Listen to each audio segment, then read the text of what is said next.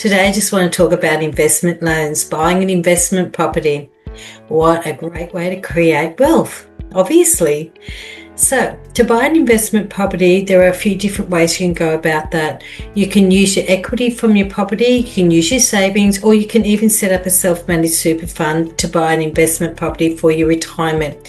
Most people buy an investment property, obviously, to leverage their retirement from their superannuation, or you might want to set up your self-managed super fund and be able to buy an investment property that way. So let's just have a look at some of the costs to get into buying an investment property. So I have a scenario here and I'll run that over with you, and also I'll put a thing up for you if you'd like a copy of the screenshot. So as a scenario, someone wants to buy an investment property for $800,000. To buy an investment property for $800,000 today, your total loan cost is going to be about $640,000. You're going to do an LVR of 80%. And now, just quickly, I'll explain what an LVR is. I think most people know what that means. Means your loan compared to the value of the property is the ratio. Okay, so it's an 80% lend on 100% worth of the property. So if the property is worth $800,000, you're going to need about $160,000 as the deposit. Now, there are other costs that come into account when you are buying an investment property. Most lenders, I'm not saying all of them, but most of them will want you to have a 20% deposit on an investment property. It's usually about the golden rule. So the funds required are going to be about $195,000. So you can use some of the equity in the property you got. So if you refinance your own property now, or if you have other investment properties and there's plenty of equity there, you can refinance those, and you can also take some of the money out from there to buy another investment property or buy your first investment property. It's a 15-minute phone call. Just give me a call and we can have a chat and have a look at your situation, because there are other things that come into account, which is your eligibility. Your servicing is still going to come into account. We can use the rental income or a rental appraisal from a real estate agent to use that as the servicing as well. So let's just have a general idea on this scenario and on how much it's going to cost you. So basically, plus also by doing an 80%, there is no LMI, which is a lender's mortgage insurance. The insurance doesn't cover you, it covers the lender. So it actually gets incorporated and factored into the loan, but it can be very costly as well. So you want to try and avoid lender's mortgage insurance.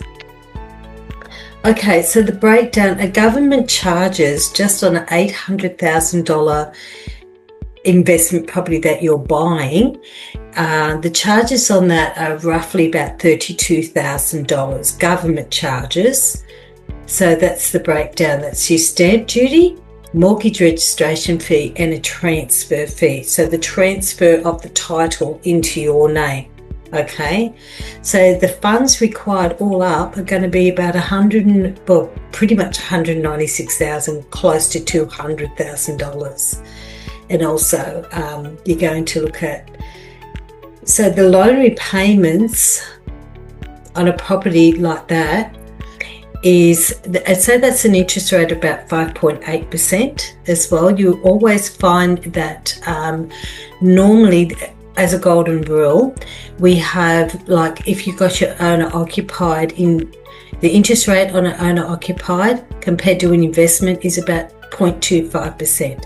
So it's about 0.2% more. So say if you've been offered 5.69% for an owner occupied, an investment's going to be about 5.89, usually with the same lender. So it's about an extra 0.2%. It's not much.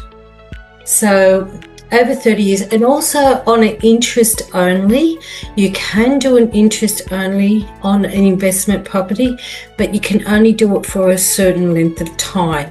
So most lenders usually do 5 years, but you can do up to 5 to 10 years. Different lenders have different policies.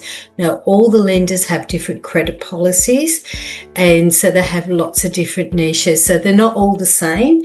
So that's why you probably need to have a chat and talk to me about what you want to do, what lenders we could go with. It might be a cheaper interest rate, but they might not allow interest only any more than 5 years, or they might only allow for 2 years, and you've got to transfer back over to principal and interest. But it is a good way to get in, cut down your costs as well, remembering that we can still use the rental income for your servicing as well. So although you might have a lot of equity in your property, but if you don't have the income to cover all the costs plus the rental income, and you come short. So it's a really good idea to understand exactly where you stand financially first before you go shopping, before you go and put a contract on something, go, oh look, we've got heaps of equity in our property, we'll be right. And then it might fall short because you don't service. So that's really important that we cover all the basics on you doing your lending, because you've got your credit report, we've got lots of different things to look at. Anyway, I hope I've explained things. Also, remember, there's different ways you can use your equity. You can use your savings, we can use your self-managed super fund, or if you have another investment property, we can look at using some of the equity from there to buy another one. Okay, Kerry Ann Simpson, local mortgage broker, and Caloundra Sunshine Coast. All right, see you later. Bye. Remember, reach out, just give me a call. It's all it takes. All right. I hope you found the information useful. Please subscribe to the channel and help me grow it so that I can give more educational material for you in the future. Okay, we'll see you soon, or give us a call if you need to.